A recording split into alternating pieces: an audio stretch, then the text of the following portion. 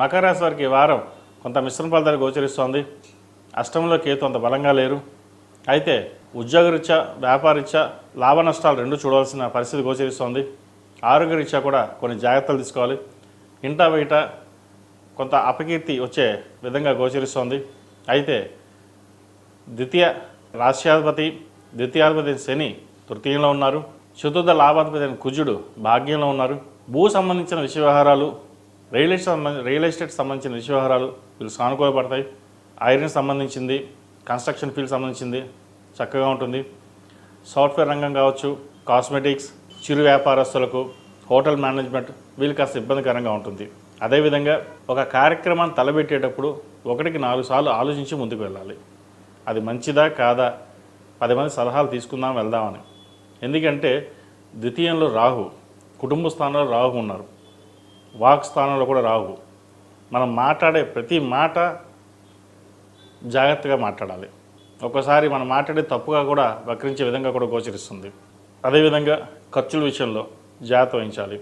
₹1 3 ఖర్చు ఉంటుంది.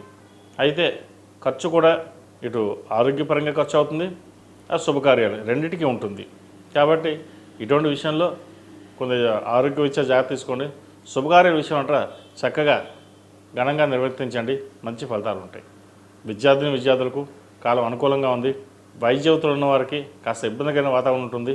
సాఫ్ట్వేర్ రంగం వారికి, కళారంగాల వారికి, మ్యూజిషియన్స్, పూల వ్యాపారస్తులకు, కూరగాయల వ్యాపారస్తులకు, కాస్మెటిక్స్, బ్యూటిషియన్స్, ఆర్టిఫిషియల్ ఇంటెలిజెన్సీ, అదేవిధంగా మీడియాకు సంబంధించిన విషయ వ్యవహారాలు చక్కగా ఉన్నాయి. మంచిగా రాణించగలుగుతారు. ప్రభుత్వపరమైన రావాల్సిన బెనిఫిట్స్ కూడా వీరికి లభించే విధంగా గోచరిస్తోంది. అదేవిధంగా ఎవరైతే విదేశాలు వెళ్ళాలనుకున్న వారికి ఆస్ట్రేలియా, సింగపూర్, యూకే, జర్మనీ ఈ దేశాలకు వెళ్ళాలనుకునే వారికి చాలా కాలం అనుకూలంగా ఉంది. ప్రయత్నాలు ప్రారంభించవచ్చు. ఈ రాశిలో జన్మించిన స్త్రీలకు వృత్తి ఉద్యోగాల పరంగా, వ్యాపార పరంగా చాలా అనుకూలంగా ఉంది. వ్యాపారంలో రొటేషన్స్ బాగుంటాయి. ఇంటా బయట చెప్పుకోదగ్గ స్థాయిలో ఇబ్బందులు ఏమి ఉండవు. వ్యవహార శైలిలో కొన్ని మార్పులు చోటు చేసుకుంటాయి. మనం బాగున్నా కూడా పక్కవాడు బాగుండడు, మనం ఏదో సంపాదిస్తున్నాం అనే భావన ఎక్కువగా ఉంటుంది.